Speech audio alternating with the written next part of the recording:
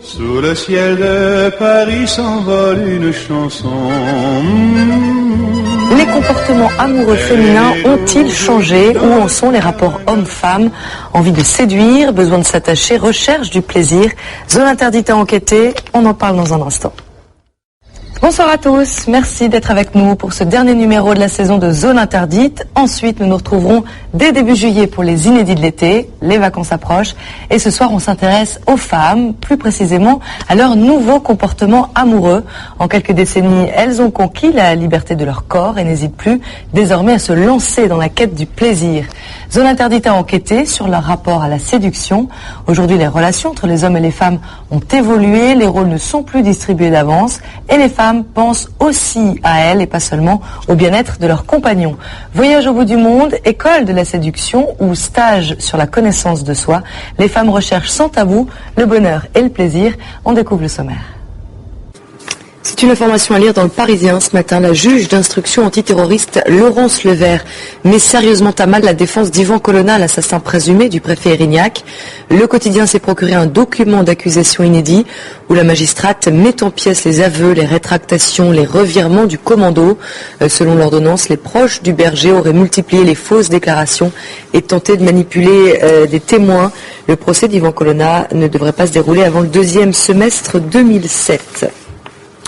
Les salariés de la Sogerma manifesteront tout à l'heure devant le siège de ADS à Paris. Le site de Mérignac, près de Bordeaux, est toujours menacé de fermeture, même si la direction a finalement décidé de maintenir 300 emplois sur les 1000 que compte le site. Ce premier sauvetage est signé Dominique de Villepin, mais le Premier ministre, qui tente de refaire surface en plein scandale Clearstream, a promis de faire davantage. Magali Boissin, Pascal Vinquel. Et dans l'affaire Clearstream, le Premier ministre a réfuté en bloc toutes les révélations de presse. Tout ce qui est dit est faux. On a voulu construire une rivalité et une affaire politique, a déclaré Dominique de Villepin sur France 2 hier soir. Dans cette affaire, les juges entendront aujourd'hui Alain Madelin en qualité de partie civile. Le nom de l'ancien ministre de l'Industrie figurait également sur les faux listings. La NPE et ses nouvelles méthodes maintenant. Au sommet de se moderniser, l'agence teste des séances de recrutement en travaux pratiques. La procédure est concrète, rapide. À l'image de cette séance réalisée à Melun, vous allez le voir, exit le CV. Ni l'âge, ni le sexe, l'origine ou le passé n'entrent en compte, mais seule son aptitude, ses compétences et sa rapidité. Voici le reportage de Géraldine Desquero. Et aujourd'hui, les femmes recherchent l'épanouissement sur tous les plans. D'ailleurs, leur comportement se rapproche de plus en plus de celui des hommes. Elles séduisent et se laissent séduire sans complexe. Preuve en est la parade amoureuse qui anime en toute saison les plages de Saint-Domingue dans les Caraïbes. Sur cette île, plus de la moitié de la population vit en dessous du seuil de pauvreté et la jeunesse masculine défile volontiers devant les touristes prêtes à succomber à ses charmes. Les Européennes sont nombreuses à assumer ces vacances sensuelles. À leur aventure amoureuse ou tourisme sexuel, la frontière est floue. Les jeunes femmes que nous avons suivies se laissent très vite happer par l'exotisme et les promesses de ces Apollons locaux. C'est un reportage de Sylviane Schmitt et Carole Greco pour Tony Comiti et Zone Interdite. Attention, si vous devez prendre le train aujourd'hui, Sudrail appelle les contrôleurs SNCF à la grève à compter de midi. Quelques difficultés sont donc à prévoir en région sur les TER, les TGV et les corails. Le trafic devrait être normal en région parisienne. Les syndicats réclament l'ouverture immédiate de négociations sur les salaires.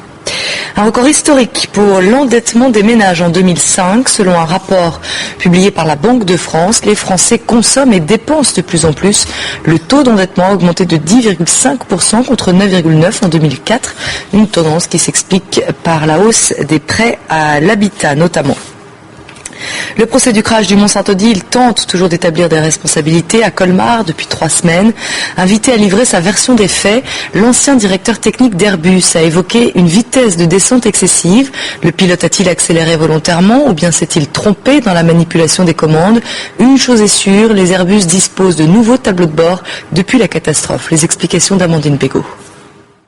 Voilà, et pour illustrer sa volonté de dialogue, le Premier ministre recevra des jeunes à Matignon cet après-midi. Ce matin, il s'entretiendra d'abord avec des chefs d'entreprise. J'ajoute qu'au siège de la CFDT, les syndicats se réunissent pour préparer de nouvelles actions.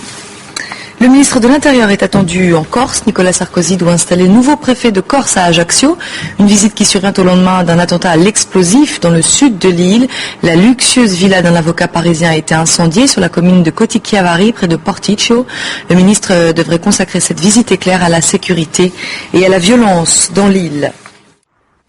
On part en Biélorussie maintenant où l'opposition rêve d'un scénario à l'ukrainienne. Une dizaine de milliers de personnes ont déjà réussi une première mobilisation dans le centre de Minsk, malgré les menaces d'Alexander Loukachenko.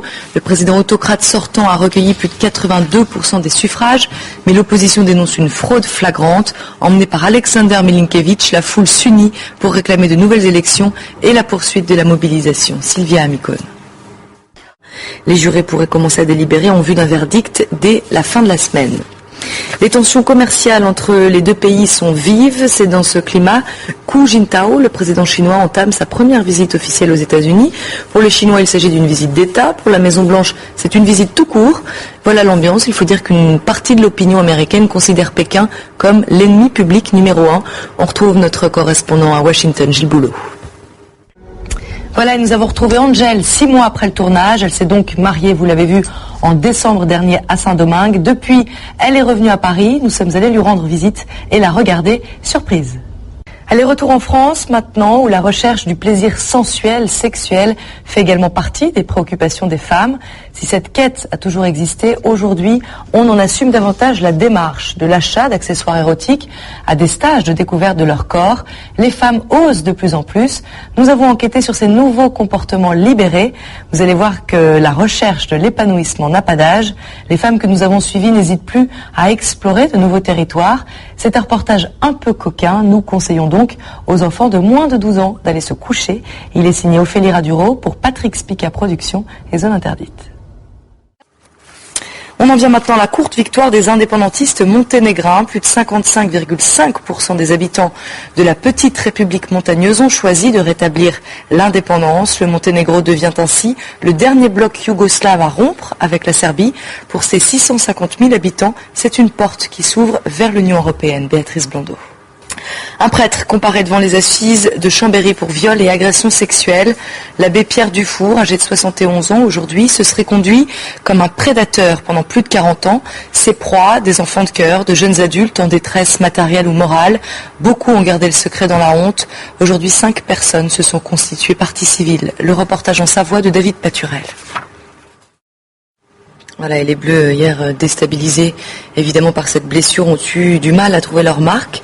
Mais au coup de sifflet final, leurs efforts ont payé. Le bilan de ces 3 matchs de préparation est encourageant. Résumé de la rencontre avec Fabrice David. Des renseignements généraux que l'on va découvrir ensemble font vraiment froid dans le dos. En un an, le nombre de violences avec armes est passé de 385 à 667. Une explosion édifiante. Selon les auteurs, elle relève d'une porosité entre la rue et l'école. Les précisions de Thomas Brender. Voilà, c'est la fin de cette émission. Merci de l'avoir suivi. Merci à Valérie Troisier, Jean-Marie Tricot et Marine Vogel. Dans un instant, ne ratez pas Enquête exclusive consacrée au conflit du Darfour. Comment en est-on arrivé là? C'est la question que Bernard de la Villardière pose ce soir. Il est justement sur ce plateau pour nous parler de cette spéciale. Bonsoir Bernard, et d'abord un grand merci puisque j'ai eu la chance de vous accompagner à la frontière du Tchad et du Soudan. Enquête exclusive propose ce soir quelques clés concrètes de compréhension et de décryptage. On a essayé de comprendre les origines de ce conflit qui sont complexes. On a répondu à cela de manière assez simple en faisant de l'enquête, du reportage, un magnifique reportage de Thomas Dandois qui a pris les risques d'ailleurs pour ce reportage au Darfour. On a essayé de comprendre quelles sont les origines réelles de ce conflit qui a commencé il y a 4 ans. Est-ce un génocide, comme on le dit souvent? Comment sont protégés les réfugiés? 2 millions de réfugiés et de déplacés depuis l'origine de ce conflit, depuis le début de ce conflit. 200 000 tués.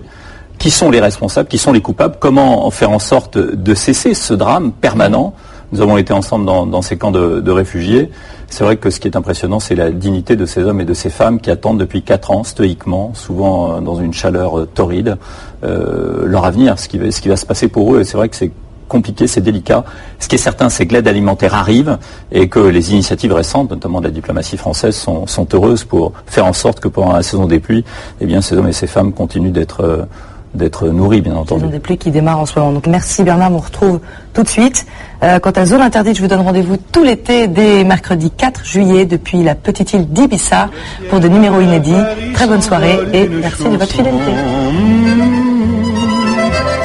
Elle est née d'aujourd'hui dans le cœur d'un garçon.